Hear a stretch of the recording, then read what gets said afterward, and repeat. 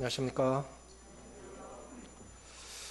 올 한 해도 건강하시고 주님의 뜻 안에서 소원하시는 일들 이루시고 또 평강하시면서 주님 깊이 경험하시는 한 해가 되어졌으면 좋겠습니다. 마태복음 14장 보시겠습니다.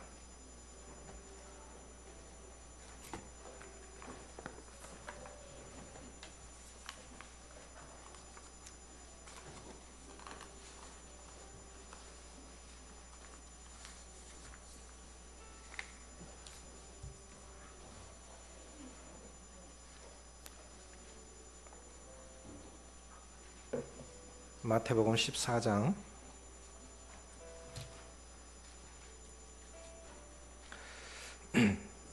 22절부터 33절, 좀 긴 절이지만 같이 읽겠습니다. 22절부터 33절 시작. 예수께서 즉시 제자들을 재촉하사 자기가 무리를 보내는 동안에 배를 타고 앞서 건너편으로 가게 하시고 무리를 보내신 후에 기도하러 따로 산에 올라가시니라. 저물매 거기 혼자 계시더니 배가 이미 육지에서 수리를 떠나서 바람이 거스름으로 물결로 말미암아 고난을 당하더라. 밤 사경에 예수께서 바다 위로 걸어서 제자들에게 오시니 제자들이 그가 바다 위로 걸어오심을 보고 놀라 유령이라 하며 무서워하여 소리 지르거늘 예수께서 즉시 이르시되 안심하라 나니 두려워하지 말라.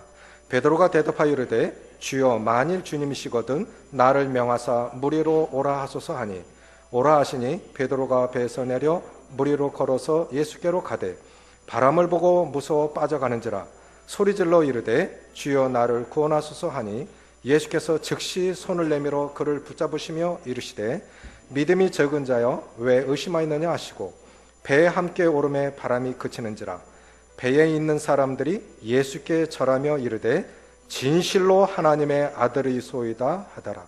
33절 다시 읽습니다. 시작. 배에 있는 사람들이 예수께 절하며 이르되 진실로 하나님의 아들이로소이다 하더라. 배 밖으로 나가는 모험을 시도하라라는 제목으로 말씀을 드리겠습니다. 3년에 한 번씩 교회 전체적으로 수양회를 하기로 계획을 했기 때문에 올해는 교회 전체 수양회를 가질 계획입니다. 작년에 군산 번영로 교회에 가서 보니까 수양회 때 골든벨을 하더라고요. 그렇게 크지 않은 교회였는데 얼마나 잘하던지 그걸 제가 한번 좀 보내달라고 해서 이 스텝진에게 한번 좀 줬으면 좋겠어요. 성경만 하는 것이 아니에요. 성도들의 관심도 성도들 어디 사는지 아파트 동수까지 묻더라고요. 그 예시를 줘요. 최소한 한 200-300문제 예시를 줘서 공부를 하는 거예요. 어느 동네 성도들이 제일 많이 살죠? 어느 아파트 단지에 제일 많이 살죠? 어느 형제님은 몇 층에 삽니까? 이런 거 알려면 공부하면 되겠어요? 안 하면 못 하겠죠? 성경만이 아니라 그러면 당연히 새 첫 메시지 제목은 나오겠죠? 그렇지 않겠습니까? 아주 좋은 경험이 있었어요. 그래서 이것이 꼭 골든벨 맞추기 위해서 하는 것이 아니라 저는 오늘 시편 1편 말씀 우리 묵상하겠지 않습니까? 복 있는 사람은 악인의 길을 쫓지 않으며 죄인의 길을 서지 않냐고 오만한 자의 자리에 앉지 않냐며 오직 여호와의 율법을 즐거워하여 그 율법을 주야로 묵상하는 자로다. 저는 시냇가에 심은 나무가 시조를 쫓아 과실을 맺으며 그 잎사귀가 마르지 아니한 같으니 그 행사가 다 형통하리로다.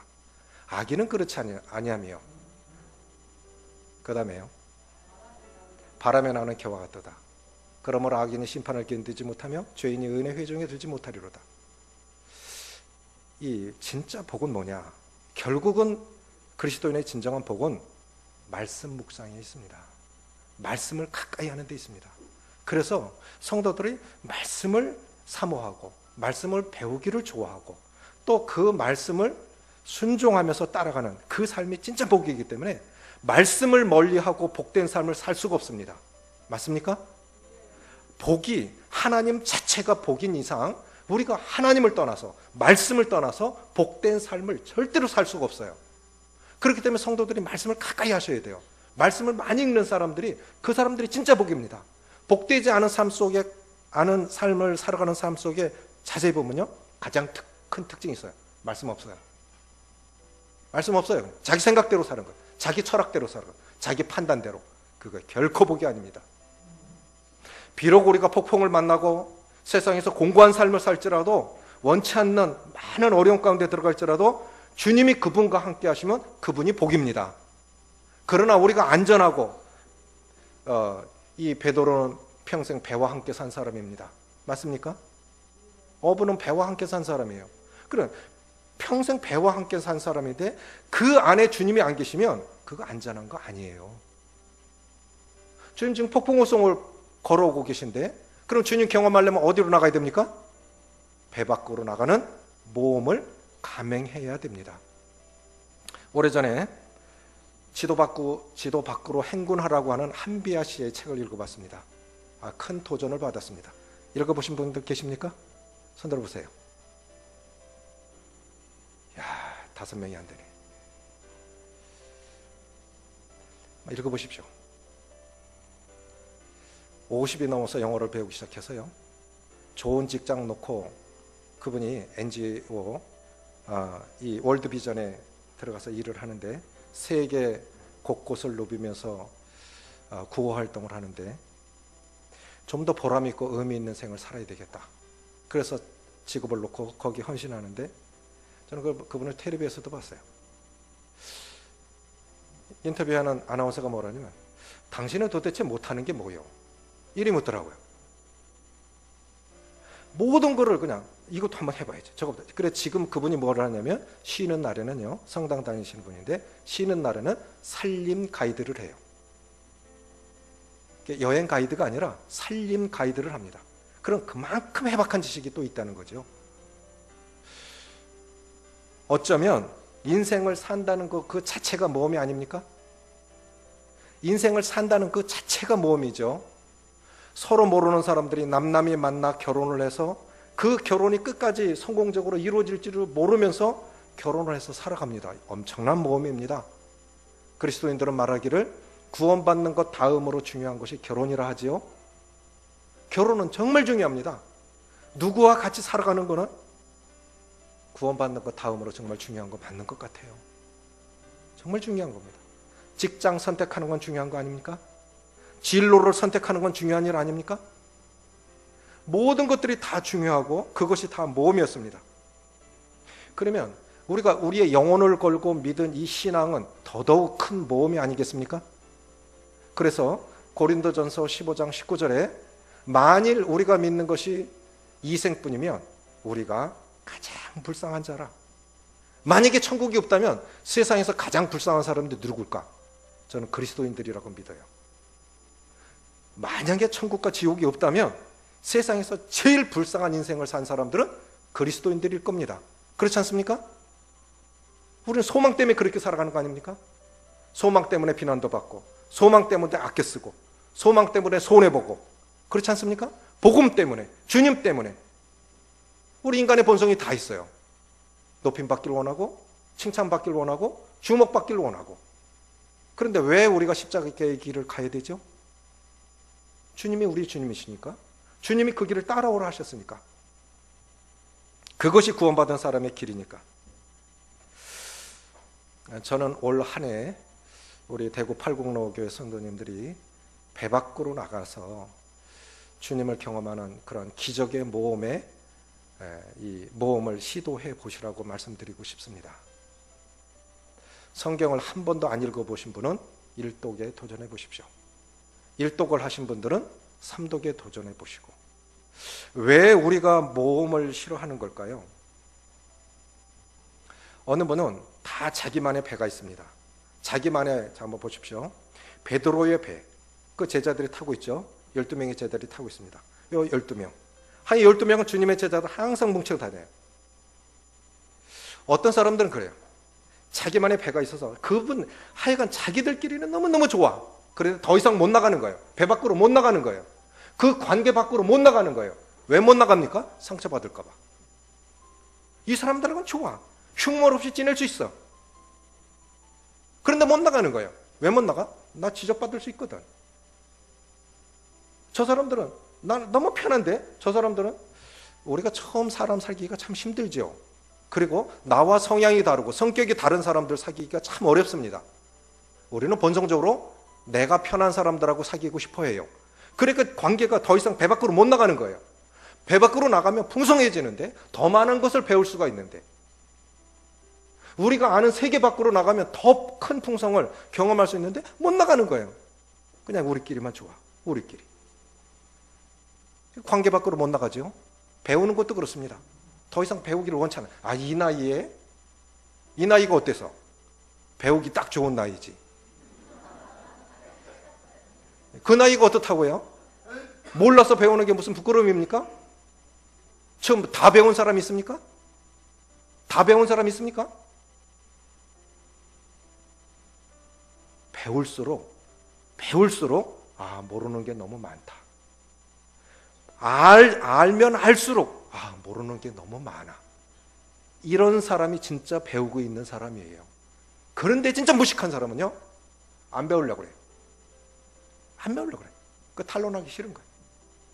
내가 알고 있는 거 밖으로 나가 보십시오. 더 큰 세계가 있습니다. 내가 경험한 것, 그거 다 아니지 않습니까?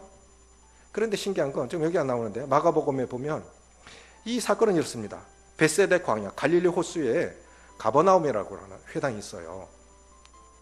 가버나움이라고 하는 회당에 주님 거기서 기적을 많이 베푸시고 베드로 집 바로 옆에 있는데 지금도 있습니다. 지진이 나서 다 무너졌는데 그 터가 지금도 있고 일정한 그 잔재들이 아직도 있어요. 그 2000년 전 가버나움 회당이 지금도 있다고요. 그 옆에 이제 베드로 집이 있는데 그 옆이 바로 이제 벳세다 광야인데 거기서 저녁에 남자들만 5,000명이라고 하면 약 2만 명이 모여 있는데 저녁입니다. 말씀이 좋아서 집에도 못 들어가고 있으니까 가진 거 다 먹고 이제 쫄쫄 굶고 해는 지고 며칠을 걸어가야 할 사람들도 있는데 어떻게 해요? 어떻게 하죠? 너에게 무엇이 있냐? 보리떡 5개와 물고기 2마리. 그건 한 소년의 도시락인데요. 가져와. 그걸 통해 풍족히 먹고 12광주리가 남았죠.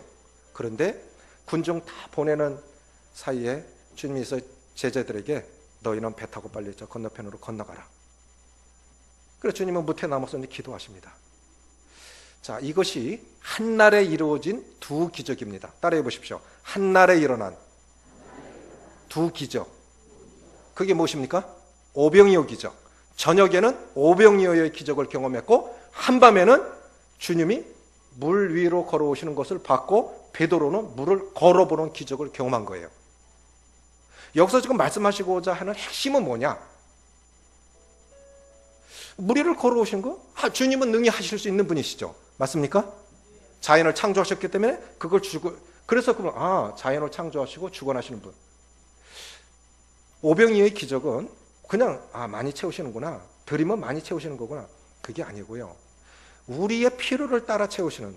그래서 마태복음 14장에서 지금 말씀하시고 있는 기적은 두 개인데요. 우리가 꼭 기억할 것이 있어요. 우리의 필요를 채우시는 하나님. 따라해 보십시오. 우리의 필요를 채우시는 하나님. 우리를 도우시는 하나님. 한밤에 이제 제자들이 이렇게 노를 저어 가는데 갈릴리 호수가 실제로 가보면요, 내가 바다에 들어왔나? 메콩강만큼 큽니다. 캄보디아에 가보신 분들은 내가 지금 바다에 와 있나, 호수를 가나, 안 보여요. 섬이 안 보여요. 그냥 물만 있어요. 그렇게 호수가 크다니까요. 그래서 갈릴리 바다라고도 부른 거예요. 그런데 그걸 건너가려면 얼마나 시간이 많이 걸리겠습니까? 밤 4경, 1경은 저녁 6시부터 9시, 2경은 9시부터 12시, 3경은 0시부터 3시까지, 4경은 새벽 3시부터 6시, 가장 어두운 그 시각에 밤새도록 노를 쳤는데 바람을 등에 맞고 가면 빨리 가는데요. 바람을 앞으로 맞아서 앞으로 나가려면 노가 잘 안 지어지겠죠. 그렇죠?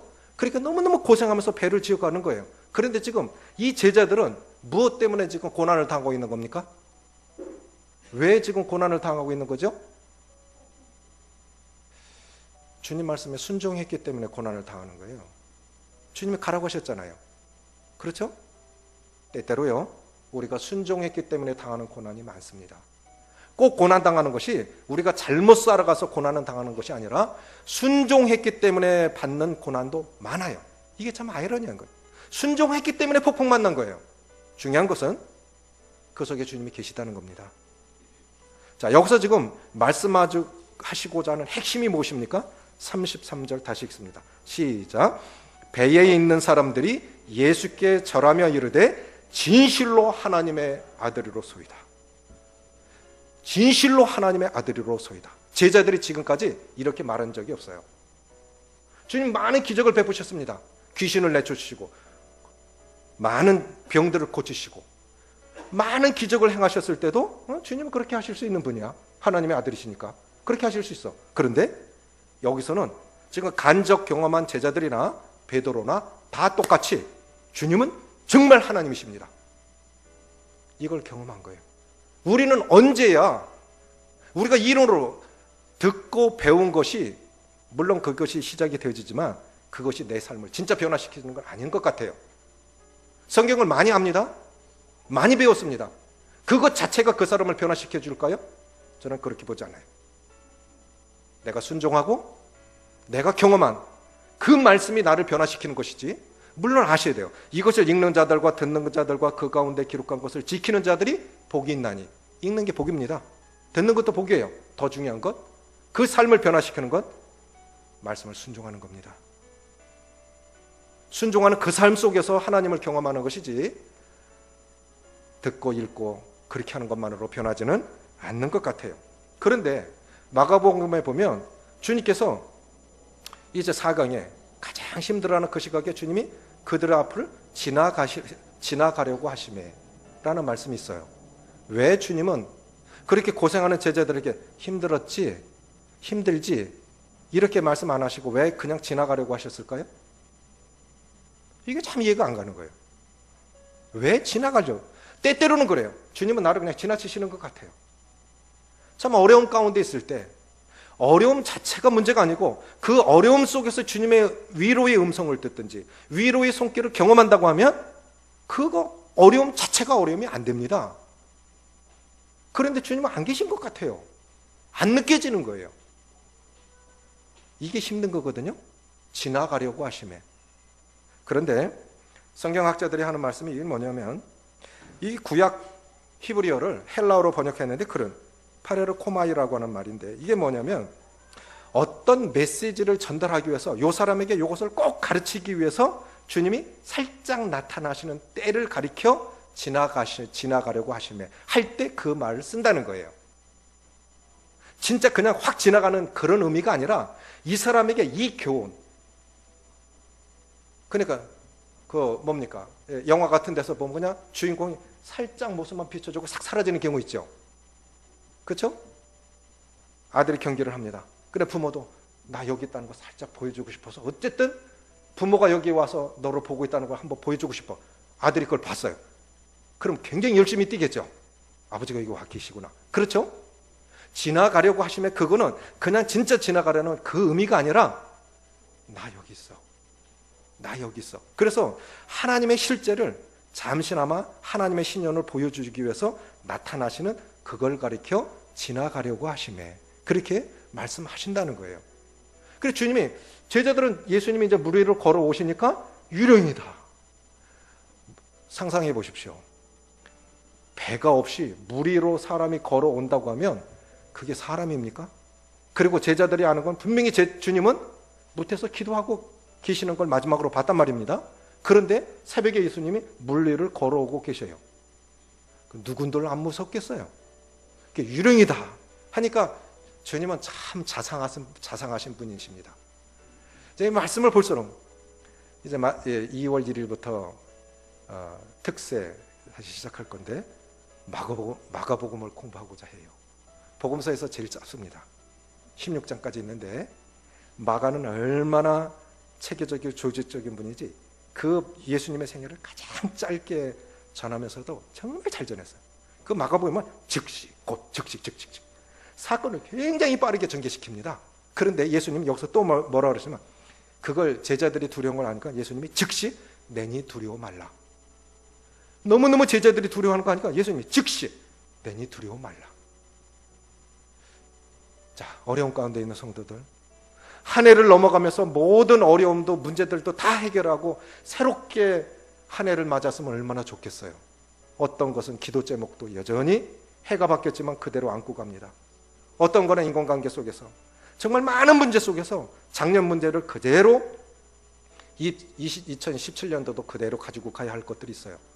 힘들죠? 그렇죠? 해는 바뀌었는데 문제들은 안 바뀌었습니다. 또 어떻게 될는지도 몰라요. 나름 다 있습니다. 나에게도 십자가가 있고 지고 가야 할 십자가가 있고 모두에게 그런 게 다 있습니다. 그랬을 때 주님이 우리가 기억해야 할 건 이거예요. 주님이 그 현장에 계시다는 거예요. 내니 두려워 말라. 좀 힘들어요. 그것이 지나고 나면 그 시간이 길어질수록 점점 힘들어요. 그런데 내니 두려워 말라.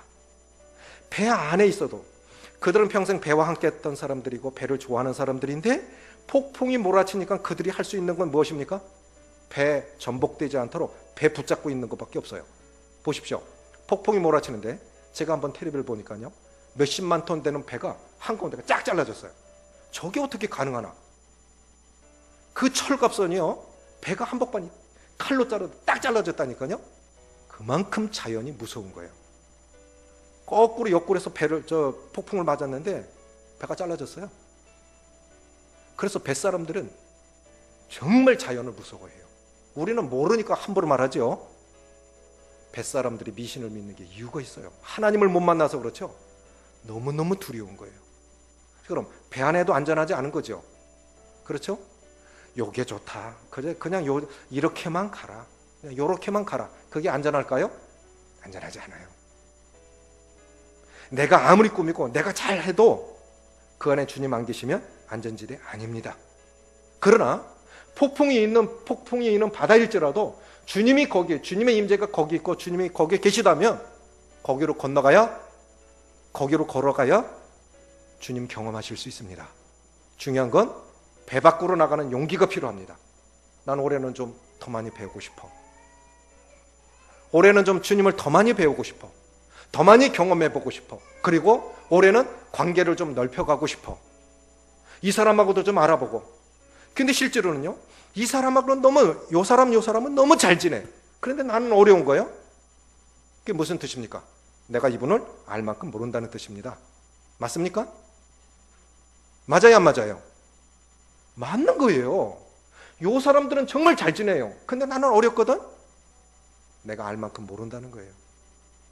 그러니까 하나님을 그만큼, 사람을 그만큼, 그 사람과 교제를 넓히면 그 안에서 정말 배울 게 많아요. 그런데 우리 못 나가잖아요. 배 밖으로 나가는 결단을 한번 내려보십시오. 용기가 필요합니다. 그래서 배 밖으로 나가는 용기를 가져보시고요. 우리가, 어느 분이 이런 말씀을 하셨어요. 우리가 가장 크게 실패하는 게 뭐냐? 배 밖으로 나가는 결단, 아무것도 시도해보지 않는 것이 가장 큰 실패다. 따라해 보십시오.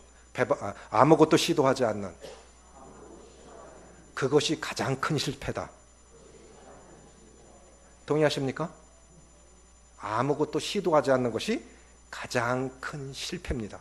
그러나 배 밖으로 나가면 실패할 가능성이 있지요. 그렇죠? 베드로도 실패했지요. 일단 걸었지만 물에 빠졌습니다. 그러나 아무것도 시도하지 않는 것이 가장 큰 실패예요. 그젠가 저는 이제 뚝방길을 타고 이렇게 자주 오는데 나무들이 잘려 있는 거예요. 그럼 나무를 자르면 밑둥을 잘라야 되는데 중간을 잘랐습니다. 그런데 전선은 한참 위에 있는데 왜 패기 싫게 중간을 잘랐을까? 저건 밭주인이 잘랐을까? 누가 잘랐을까? 자른다면 밑둥을 잘라야 되는데. 그리고 저쪽에서는 공사 중 팻말 딱 붙여놓고 또 사람들이 서 있고 한참 가다 보니 측량 기사들이 뭔가를 측량을 해요. 뚝에서. 측량 기사들이 뭔가를 측량한다면 반드시 공사한다는 뜻입니다. 그러니까 이 측량하기 위해서 시야가 가리니까 나무를 그만큼만 딱딱 잘라놓은 거예요. 보니까 그래요. 제가 생각을, 또 뭔가 하는구나. 뚝방길에 2차선을 대든 뭐가 되든 뭔가 하는구나. 그런데 성도들이 하는 얘기가 뭐냐면 교회가 들어오면 주변이 다 발전한대요. 그 맞는 것 같지요? 교회가 들어오면 주변이 다 발전하게 돼 있어요. 그래서 생각하기를 23년의 세월이 이렇게 주마등처럼 지나가면서 우리 제일 불편하게 이제 나가는 길이 포장이 되면 정말 좋지 않겠습니까? 뚝방길이 2차선으로 포장이 되고 나가는 길도 그렇게 되면 정말 좋겠지요. 그렇지 않습니까? 그러면 좀 참 좋겠다 하는 그런 생각도 가져보면서 한 번씩 우리 성도님들한테 정말 죄송한 마음이 있어요. 왜 하나님은 나 같은 사람을 사역자로 부르셨을까? 하나님이 모험하신 것 같아요. 왜 나 같은 사람을 사역자로 부르셨을까? 다른 사람이, 훌륭한 사람들이 사역자로 부름을 받았으면 상처도 덜 받았을 텐데, 좀 더 교회가 조직적으로, 좀 더 말씀도 깊이 있게, 주님도 많이 닮아갔을 텐데 왜 나 같은 사람을 사역자로 부르셨을까? 그리고 제 편에서도요, 엄청난 모험을 한 거예요. 베드로는 참 충동적인 사람입니다. 그렇죠? 변화산상에서 주님이 아무 말씀도 안 하셨는데 모세를 위해서, 엘리야를 위해서, 주님을 위해서 초막 셋을 짓겠습니다. 주님이 언제 초막 지어달라 했습니까? 자기가 짓겠다는 거예요. 그리고 그 밑에 말씀 보면 그러나 자기가 무슨 말 하는지도 알지 못하더라. 무슨 말 하는지도 못하면서 그냥 하고 있는 거예요. 우리 그럴 때 없습니까? 자기가 뭔가 말하는데 자기가 뭔 말을 하는지도 모르고 막 말을 하는 거예요. 베드로가 얼마나 성격이 급합니까? 너희 선생도 세금 내냐? 그 주님께 물어봐. 그러면 될 것 같고 낸다. 그래갖고 제자들 다 집에 있는데 자기는 낚시하러 바다로 가야 됐잖아요. 그것뿐만입니까? 주님은 십자가에 죽으셔야 되는데 빌보 가이사랴에서 주님 이제 십자가에 죽으신다 그러니까 그리 마소서. 그래갖고 주님께 책망을 듣죠. 무슨 책망 듣습니까? 사탄아 내 뒤로 물러가라. 베드로 사탄 소리까지 들었어요. 주님의 수제자가 사탄의 소리까지 들었다고. 그게 뭐예요? 성급해서 그래요. 또 뭐라 그럽니까? 혈기가 왕성해서 주님 겟세마네 동산에 기도하시고 정말 주님 죽으시는 거 너무 고민이 되셔서 기도하실 때 주님 잡으러 온 제사장의 종 이 말고의 귀를 칼로 잘라버리잖아요. 그렇지 않습니까? 이렇게 충동적인 제자였는데 여기서는 아니라는 거예요. 여기서 베드로가 지금 하고 있는 건 그게 아니라는 거예요. 우리의 모험은요, 돈키호테식으로 충동적으로 그렇게 아무 생각 없이 자기 생각대로 그렇게 하는 그것이 베드로가 한 것이 그것이 아니었다고 하는 거예요. 만용이 아니라는 거예요. 만용은 그 혈기에서 나온 겁니다. 베드로는 그렇게 한 게 아니에요. 한번 보세요. 26절에 제자들이 그가 바다 위로 걸어오심을 보고 놀라 유령이라 하며 무서워하여 소리 지르거늘 예수께서 즉시 이르시되 안심하라 나는 두려워하지 말라. 베드로가 대답하여 이르되 28절 같이 읽습니다. 시작. 베드로가 대답하여 이르되 주여 만일 주님이시거든 나를 명하사 무리로 오라 하소서 하니. 그럼 주님이 진짜 주님이시라면, 내가 지금까지 알고 있는 주님이시라면, 그 주님이시라면 저에게 명령하십시오. 오라, 한번 와보라 하십시오. 그럼 제가 순종해 보겠습니다. 이 뜻입니다. 그러면 그가 지금 무리로 나가는, 배 밖으로 나가는 모험은 자기 만용으로 한 겁니까? 주님의 명령에 따라 한 순종입니까? 순종이죠. 한 번은 되게 힘들 땐 집사람이 물어요. 당신이 헌신한 거야? 주님이 부르셔서 순종한 거야? 그걸 몰라서 묻는 게 아니죠. 제가 사택에 들어갈 때도 작은 형님, 결혼하지 않은 작은 형님까지 모시고 들어갔어요. 애들 1살, 2살 때.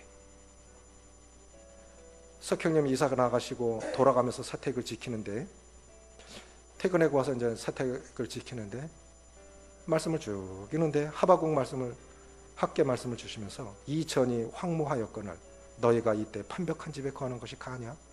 사택은 쓰러져 가는데 너만 편하게 살겠다고? 너만 아파트에서 편하게 살겠다고? 주님이 나를 부르시는구나. 주님이 나를 이렇게 주님 말씀을 주셨는데 그날 바로 전화를 하니까 들어가야지요. 그래서 들어갔어요. 4년 반을 살았어요. 지금까지 좋은 집도 아니잖아요. 거지도 들어오고 깡패도 들어오고 깐난백이 1달 2살 된 새댁이 작은 형님 모시고 거기 들어가서 사는 거예요. 그럼 어느 날 이제 장로회를 같이 하고 있는데 마태복음 16장 말씀을 주신 거예요. 마태복음 16장에 보면 바울이 아시아에서 2차 선교 여행도 아시아입니다. 터키. 근데 계속 복음을 전하는데 막히는 것 같아요. 왜 이렇게 막히지? 비두니아로 가고자 했을 때 또 성령이 막으시는 것 같아. 그럼 왜 이렇지? 왜 자꾸 막히는 것 같아? 그런데 그날 밤에 환상 중에 마게도냐로 건너와서 우리를 도우라 하거늘. 주님 저에게 그 소명의 말씀을 주신 거예요. 저는 말씀이요, 이렇게 인격으로 와닿는 거 처음 경험했어요. 그걸 레마라고 그러잖아요. 인격으로 탁 다가오는 거예요. 주님이 앞에 나서 네가 갈래? 네가 북구로 가서 복음 전할래? 마게도냐가 북구였어요. 그때 오자매님 집에서 이미 이드마님이 성경 공부를 하고 있었다고요. 그 저는 그냥 도우러 간 거예요. 마게도냐로 건너와서 우리를 도우라 하거나. 하나님이 헌신의 말씀을 소명으로 주실 때는 이렇게 하시는 거구나. 처음 경험했어요. 그 말씀 붙잡고 지금도 갑니다. 어떻게 보면 모험이에요. 1,000만 원 보증금에 월 30만 원을 못 내서 그 2년 그렇게 살았죠. 대명동께서 지원해 줬습니다. 우리 초창기 함께 하셨던 형님들이 장로들이 되셔서 교회를 이끌어 주셨어요.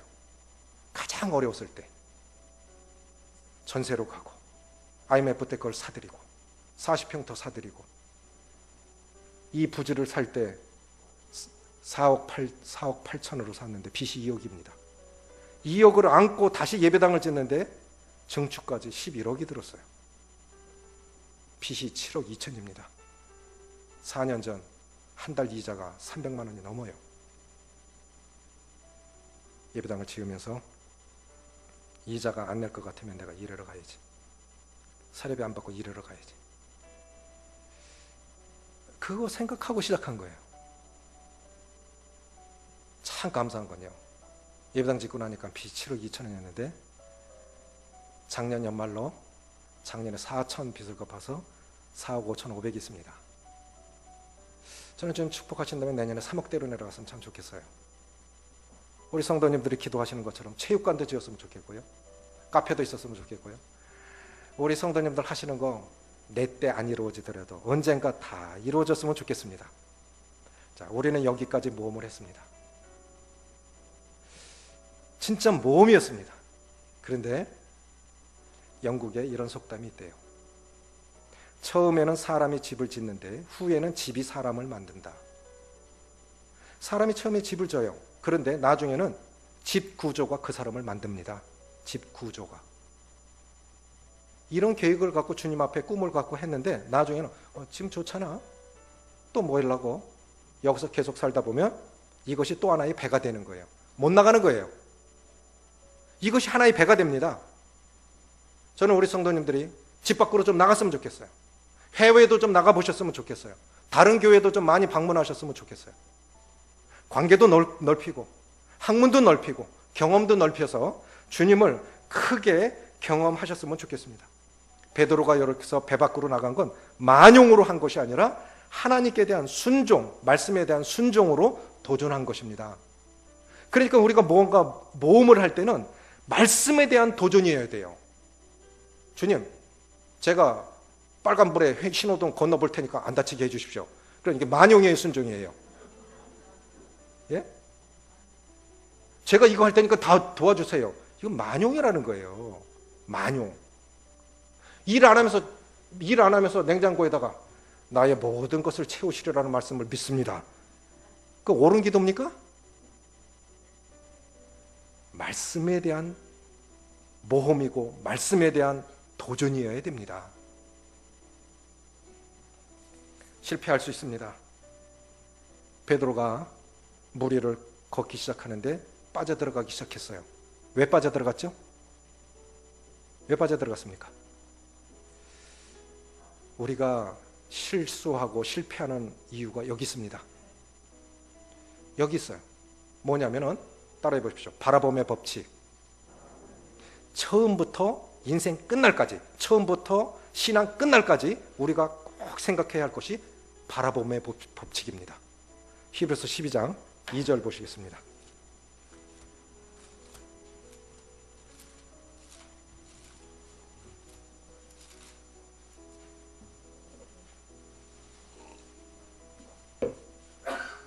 히브리서 12장 1절부터 3절까지 같이 읽습니다. 366쪽 시작.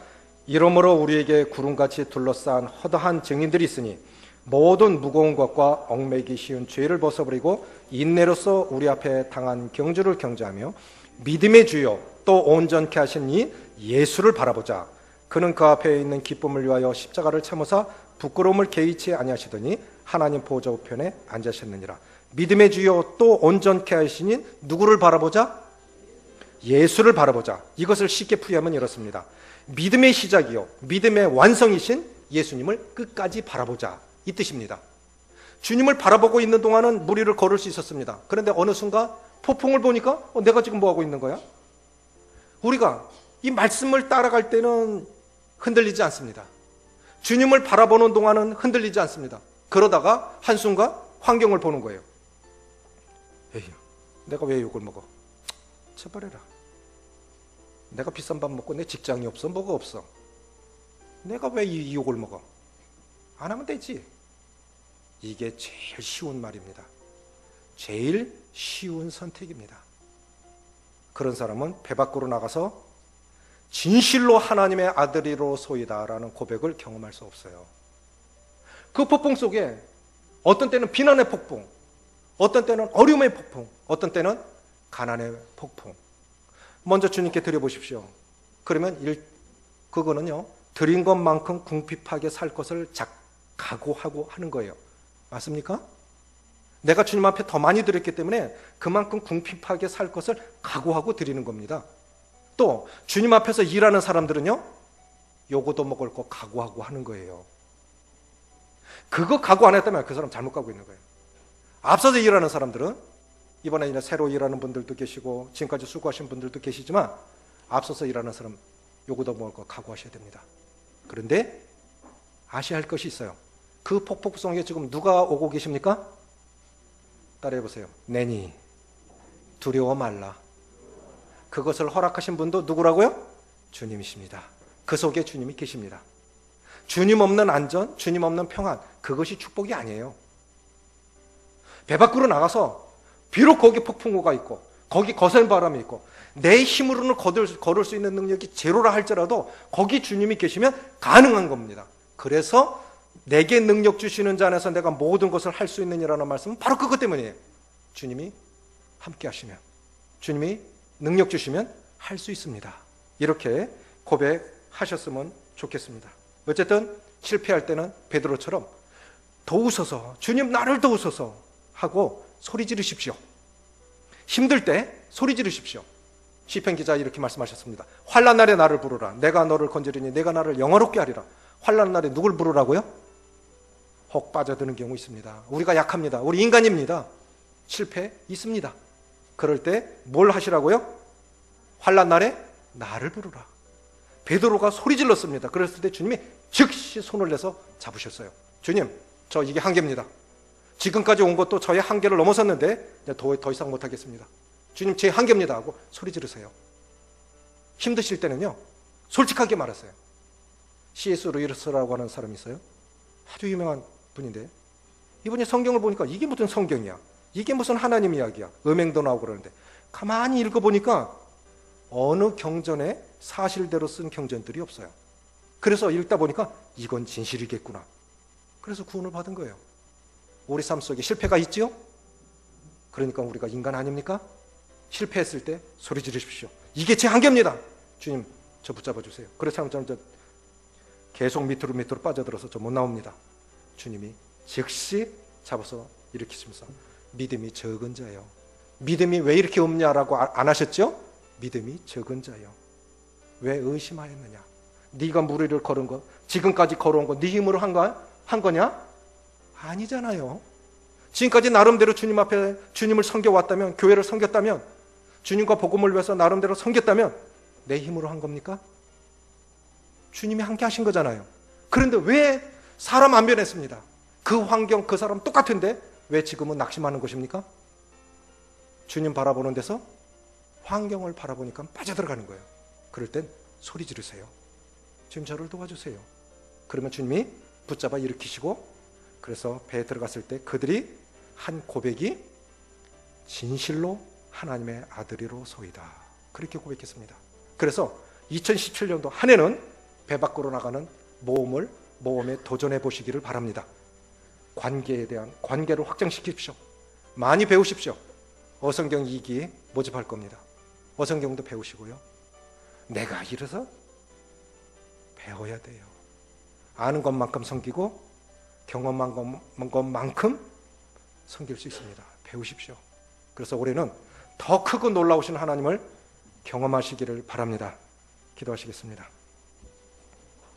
아버지 하나님, 우리가 이렇게 읽고 말하지만 하나하나 배 밖으로 나가는 그러한 용기를 갖는 것도 참 힘든 일이요, 결단하기는 더더욱 힘든 일이며, 그러나 성령의 도우심으로 말씀에 순종해서 기꺼이 결단의 발자국을 내디뎌서 나름대로 성공적인 그런 섬김과 사역을 할 때, 때때로 주님 바라보는 데서 환경을 바라보고 사람을 바라보면서 실패의 늪에 빠질 때, 주님 멀리 계신 분이 아니라 그 가운데 계시면서 우리의 손을 붙잡으셔서 실패의 자리에서 일으키셔서 다시금 지난날과 같이 성공적인 삶을, 승리의 삶을 살아갈 수 있게 하시는, 계속해서 우리의 삶을 도우시는 분이 주님이신 줄 믿사옵고 감사를 드립니다.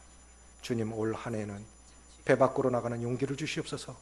관계를 넓힐 수 있도록 도와주시고, 아는 것과 배우는 것과 또 이 순종의 결단 속에서 하나님의 뜻을 이루어가는, 정말 하나님은 살아계시고 내 하나님은 얼마나 놀라우신 분이신지를 모두가 경험하는, 더 크고 놀라우신 하나님을 경험하는 한 해가 되어질 수 있도록 축복하시기를 원하며 우리 주 예수님의 이름으로 감사하며 기도합나이다. 아멘.